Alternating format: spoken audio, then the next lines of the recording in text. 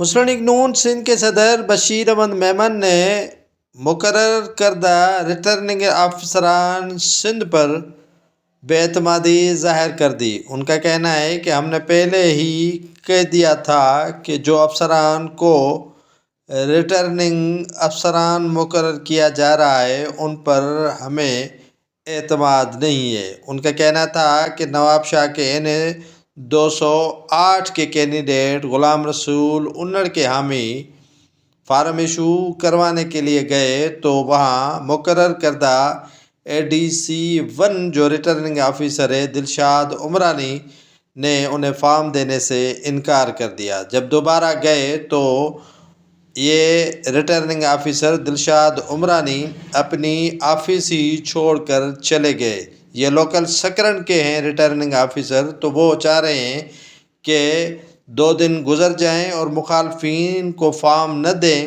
اور 2 دن کے بعد ہی دیں تو ان کے کام اتر جائیں۔ سندھ کے چیف الیکشن کمشنر اور وفاق کے چیف الیکشن کمشنر اس پر توجہ دیں۔ بشیر میمن کا مزید کہنا تھا کہ مخالفین کے ساتھ یہ ناروا سلوک اسی لیے کیا جا رہا ہے تاکہ کوئی فارم نہ بھر سکے اور عام انتخابات میں پیپلز پارٹی کے لیے کھلا میدان چھوڑ دے اور وہ جیت جائیں۔